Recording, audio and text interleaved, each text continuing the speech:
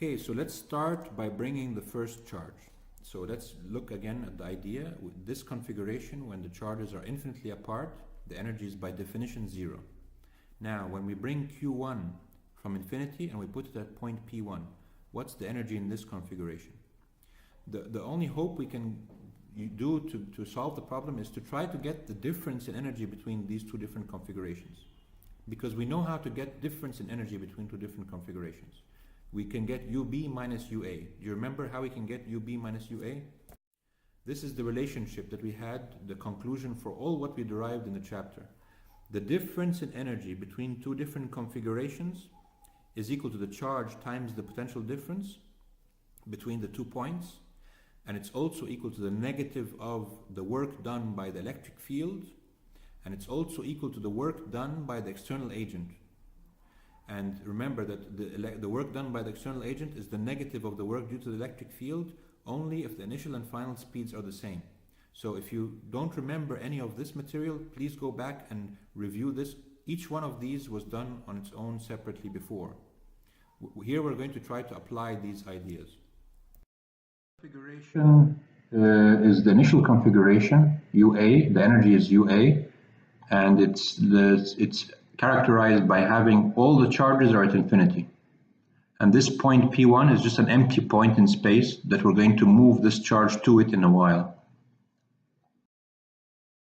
And this configuration is configuration B. It has energy UB, and it comes about after we've moved the charge Q1 from infinity and we put it at point P1.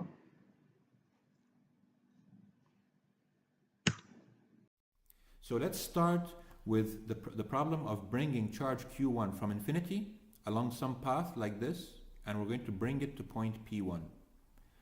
Now, as we bring the charge Q1 from infinity to point P1, is there any force acting on it? Is there any electric field at the location of this path? No, because charge Q3, how far is it away from all this? It's infinitely far away. And charge Q2, how far is it away from all this? It's infinitely away. So there's no force acting on this charge as it's moving from infinity to point P1. There's no electric field at any of these points making a force on it. So if we come to calculate the difference in energy between the configuration where the charge is infinity and the charge is at point P1, this difference in energy, we said it's equal to the work done by the external agent to go from infinity to point P1, which is the negative of the work due to the electric field.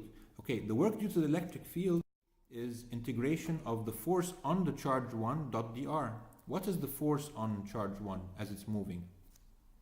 In general, the force on any charge is the charge Q1 times the electric field.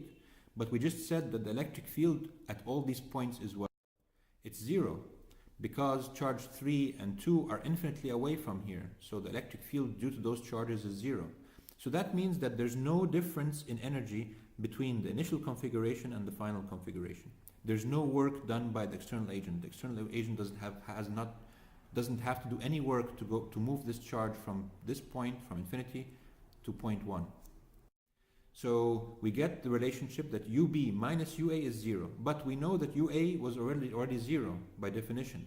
That means UB is also zero. So that means the energy in this configuration is zero, the same as this one is. There's no energy change so far.